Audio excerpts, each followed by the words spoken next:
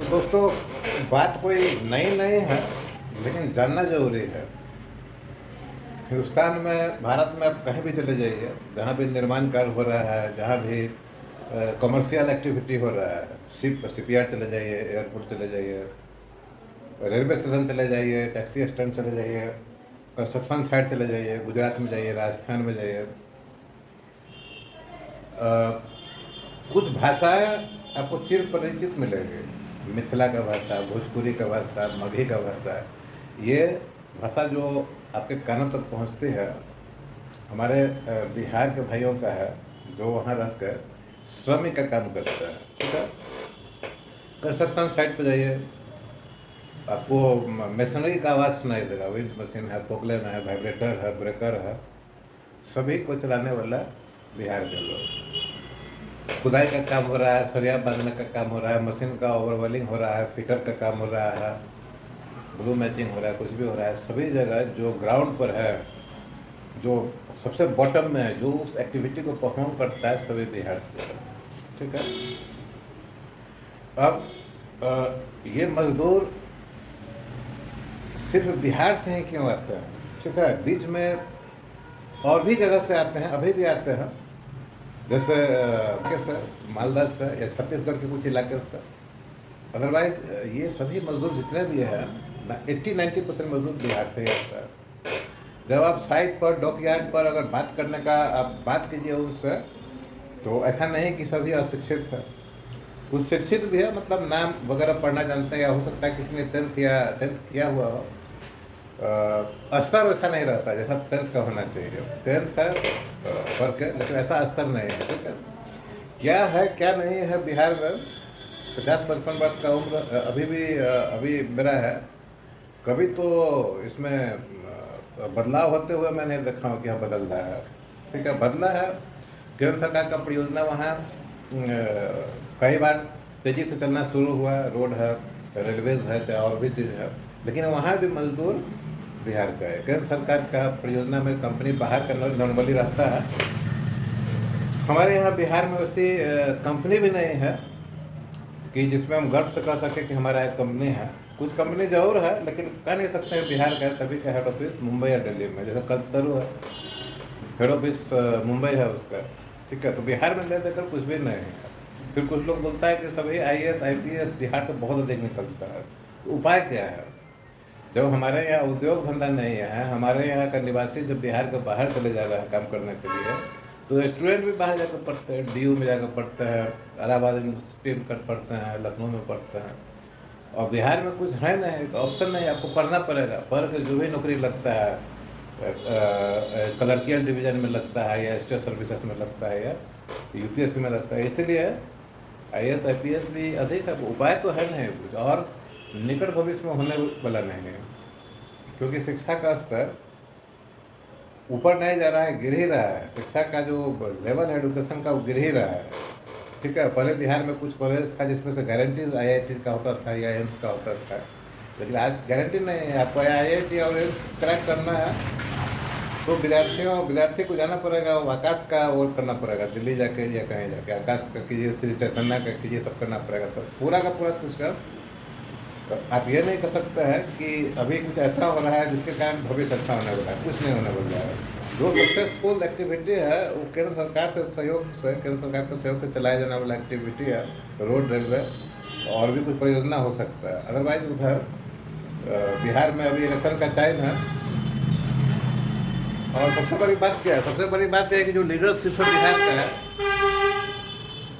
वो भी उस चीज़ पर एलिमेंट नहीं है कि बिहार में इंडस्ट्री को लाया जा सके। ठीक है, उसे उसको मतलब नहीं है। वो जो भी बोलते हैं कि ये हो जाएगा, वो हो जाएगा, सब झूठ बोलता है, ऊपर से नीचे तक। ठीक है, हम लेबर की ही बात नहीं करेंगे, श्रमिक ही नहीं। यहाँ जो बिहार का जो समस्या है, इंजीनियर भी बिहार का, जो इंजीनियर है नेटिव, वो भी बाहर है। हर तरह का engineer, civil, electrical, mechanical, computer, electronics, metallurgy, सब बाहर है। ठीक है, जो अच्छा शिक्षा लिया है, PhD है और रिसर्च में है, वो भी बिहार के बाहर है। ठीक है, अब डॉक्टर्स भी है, MBA भी है बिहार के बाहर। लेबर सिर्फ लेबर को बोल दे कि बिहार के बाहर, ऐसा नहीं है। हर आदमी बिहार के बाहर है। बिहार में वही है जिनको बिहार गवर्नमेंट का जॉब किसी तरह से मिल गया है, या और कोई उपाय नहीं, बिहार के बाहर जा सकते हैं। या ऐसा वर्ग जिसके पास खेती के लायक ज़मीन है, खेती जो करते हैं वो लोग हैं बिहार में, और जो जिनका पैसा वगैरह इंटरेस्ट पर सूद पर लगता है वो सब है बिहार में। तो ये सब तो गिने चुने हैं। बिहार का जो शुरू से ही जो मुगल टाइम में ही जो या वो जिसमें सुझाव बोला, या उससे पहले से ही जो व्यवस्था रहा है रेवेन्यू का, वो तो सामंतवाद और उसके बाद अंग्रेज के टाइम में जमींदारी वगैरह ये सब है। ठीक है, तो इसमें क्या हुआ कि रिफ्ट हुआ बिहार में, और भी जगह था लेकिन बिहार में बहुत ज़्यादा था ये। इसमें रिफ्ट आया, मतलब कि अगर पैसा के रूप में देखा जाए, अर्निंग के रूप में, तो एक श्रमिक वर्ग रह गया और एक जमींदार वर्ग रह जाता है। बीच का जिसको हम लोग बिहार के लिए मिडिल क्लास बोल सकते हैं, वो एग्जिस्ट ही नहीं करता है। ठीक है, मिडिल क्लास और बिहार के अंदर एग्जिस्ट नहीं करता है, वो तो सब बाहर चला गया, बिहार के बाहर चला गया, वहाँ कोई कुछ नहीं कर सकता है बिहार में। बिहार का व्यवस्था इतनी बुरी तरह से चरमरा गई है, आर्थिक व्यवस्था भी है। सबसे बड़ी दिक्कत क्या है कि जो वहाँ पर रहता है यह प्रभावित है उस एरिया से, वो विचार माइंडसेट जो है तो बहुत खतरनाक हो गया है ना। माइंडसेट ऐसा है कि उस जगह से निकलने में बहुत ही परिश्रम का जरूरी है, शारीरिक और मानसिक दोनों। ठीक है, माइंडसेट ऐसा, वो आप समझने की कोशिश कीजिए। ठीक है, माइंडसेट कहने का मतलब देखिए, अब शरीर के किसी अंग में घाव हो गया, कुछ हो गया, अधिक खराब स्थिति में उसको काट के निकाला जा सकता है, लेकिन जो विचार है, वो दिमाग में जो विचार घुसा हुआ है वो कैसे निकलेगा? ठीक है, वो निकलेगा नहीं। और वो जनरेशन टू जनरेशन आगे आगे जाते जा रहा है। कई बिहार में गांव ऐसे हैं, अगर आप जाएंगे तो वहाँ सिर्फ महिलाएं और बुजुर्ग ही दिखलाई देंगे। जितना भी वहाँ का जेंट्स है, किशोर है, चाहे वयस्क है या प्रौढ़ है, सभी बिहार के बाहर मजदूरी करने के लिए है। ठीक है, जो शिक्षित लोग हैं, पढ़े लिखे लोग हैं, पैसे वाले लोग हैं, पूछिए उनसे कि उनका बच्चा कहाँ पर है। ठीक है, मैक्सिमम लोग ये बोलेंगे कि दिल्ली में नीट का कोचिंग कर रहा है, आईआईटी का कोचिंग कर रहा है, यूपीएससी का तैयारी कर रहा है। ठीक है, कम से कम ये तो जरूर होगा कि उनका बच्चा बिहार के ही पटना में रहकर तैयारी कर रहा है। पटना क्योंकि राजधानी है, इसीलिए थोड़ा बहुत ठीक ठाक है, थोड़ा अधिक नहीं। ये बहुत ही चैलेंजिंग सिचुएशन है बिहार के लिए। और सबसे बड़ी बात क्या है, ये बदलने वाला नहीं, ये बदलेगा ही नहीं, निश्चित रूप से ये कभी नहीं बदलेगा। मैं आपको बताऊं कि 30-35 साल कंस्ट्रक्शन प्रोजेक्ट में मैं काम किया हूँ। जो भी बड़ा काम कंपनी आता है, बड़ा प्रोजेक्ट आता है, तो सबसे पहला काम दो चीज़ किया जाता है वहाँ। सबसे पहला काम, सबसे फर्स्ट प्रायोरिटी पर लेबर कॉलोनी बनता है, सेकेंड प्रायोरिटी में स्टोर रूम बनता है। स्टोर रूम में सीमेंट के लिए, और लेबर कॉलोनी में जो लेबर आता है उसको रहने के लिए। देखिए, जो लेबर आता है बाहर से काम करने के लिए, मजदूर, वो सबसे पहला चीज़ देखता है रहने का व्यवस्था। सेकेंड चीज़ देखता है कि उसके पास एक हफ्ता के लिए, मतलब सोमवार से शनिवार तक का खाने का इंतजाम है कि नहीं। तो लेबर कॉलोनी बनाने के बाद जो ठेकेदार होता है, जिसको आम बोलचाल के भाषा में पेटी ठेकेदार बोलता है, या लेबर सप्लायर जो कहिए, वो सभी बिहार के ही होते हैं। अपने गांव जाते हैं तो वहाँ से और लेबर लेके आते हैं, कारपेंटर फिटर लेके आते हैं, बेलदार लेके आते हैं, बहुत सारा उनका रहने की व्यवस्था है। बहुत ही खराब व्यवस्था होता है लेबर कॉलोनी में, इतनी गंदगी होती है। तो कुछ कंपनी ऐसा है, जैसे एल&टी है, KEC, और भी कंपनी कुछ ऐसा है जो कि बहुत बढ़िया कॉलोनी बनाता है, लेकिन एक दो कंपनी अच्छा है उसमें। हालांकि उसका बहुत स्ट्रिक्ट गवर्नमेंट का रूल रेगुलेशन है, बहुत स्ट्रिक्ट है इसके लिए। लेबर कॉलोनी में कैसा होना चाहिए, पीने का व्यवस्था, पानी का व्यवस्था, पानी, उसके बाद से खाने का डिस्पेंसरी, डॉक्टर का व्यवस्था, उसका बच्चा है तो बच्चा का खेलने का व्यवस्था, पढ़ाई का व्यवस्था, बहुत सारा रेगुलेशन में है। लेबर का जो पेमेंट से संबंधित है, उसमें इंश्योरेंस है, उसमें प्रोविडेंट फंड का व्यवस्था, ये सभी चीज़ बोला जाता है। गवर्नमेंट का स्ट्रिक्ट रूल्स है, चेक भी होता है, लेकिन जो है इसका फॉलो किया जाता है, ऐसा आप बोल सकते हैं कि 4 से 5%। ठीक है, लेबर इंस्पेक्टर भी अपना काम करके जाता है।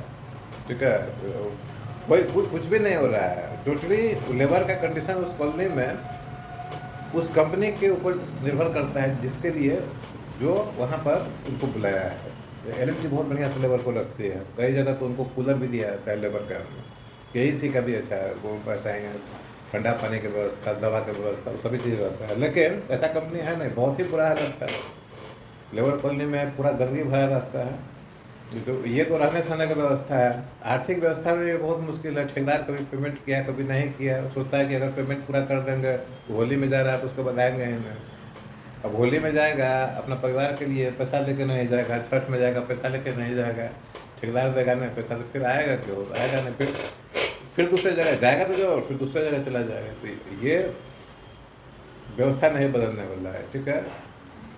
जैसे गाड़ी को चलाने के लिए चक्का का जरूरी है ना, नाव में पतवार प्रोपेलर का जरूरी होता है, अगर किसी भी मैकेनाइज चीज़ को चलाने के लिए ईंधन का जरूरी होता है। तो हमारा जो बिहार के जो लोग हैं, भाई बंधु हैं, वो ईंधन है भारत को चलाने के लिए, ठीक है। भारत के फैक्ट्री, भारत का साइट परियोजना में वो ईंधन का काम करते हैं। वो उनका पसीना खून जलता है तो वो परियोजना बनता है, ये हालत है, ठीक है। तो अगर बिहार के मजदूर समृद्ध हो गए, उनको अपने स्टेट में ही काम मिलने लगा, उद्योग धंधा वहाँ स्थापित होने लगा, कृषि आधारित या जो भी है, तो भारत का इंडस्ट्री कैसे चलेगा, डॉकयार्ड कैसे चलेगा, शिपयार्ड कैसे चलेगा, रेलवे स्टेशन और जहाज में माल ढुलाई का काम कैसे होगा है, ठीक है। कोई भी उद्योगपति, इतना सारा MOU साइन हुआ है बिहार में, कोई भी उद्योगपति इंडस्ट्री नहीं डालता है। MOU साइन करना इंडस्ट्री एस्टेब्लिश करना नहीं होता है, वो थोड़ा इंडस्ट्री उससे एस्टेब्लिश हो जाएगा। इंडस्ट्री एस्टेब्लिश करने के लिए गवर्नमेंट को प्रोएक्टिव होना पड़ेगा, जो कि अभी नहीं है, पहले भी नहीं था और फ्यूचर में भी चांसेस नहीं है। वैसा माइंडसेट ही नहीं है। जो पॉलिटिशियंस है, जो पॉलिटिक्स है, उसका माइंडसेट सिर्फ इलेक्शन जीतने तक है, ठीक है। इलेक्शन जीतने तक है, और चूँकि शिक्षा की कमी है इसलिए लोग उतना अवेयर नहीं है।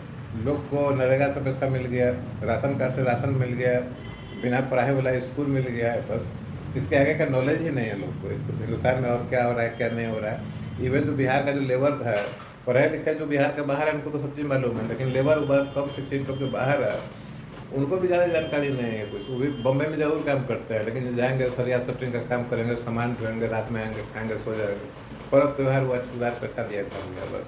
इसलिए ये नहीं कर सकते हैं वो बाहर गए हैं तो अवेयरनेस है।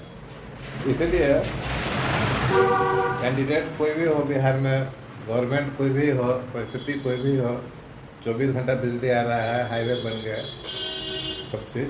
हाईवे ऐसा नहीं कि बिहार में ख़त्म हो जाता है, बिजली ऐसा नहीं कि खाली बिहार में ही है, बिहार को क्रॉस करके जा रहा है, ध्यान देना वाला बात है। रेलवे है तो क्रॉस करके आसाम मेघालय तक जाता है, हाईवे भी कहाँ कहाँ जाता है, बिजली भी कहाँ कहाँ जाता है।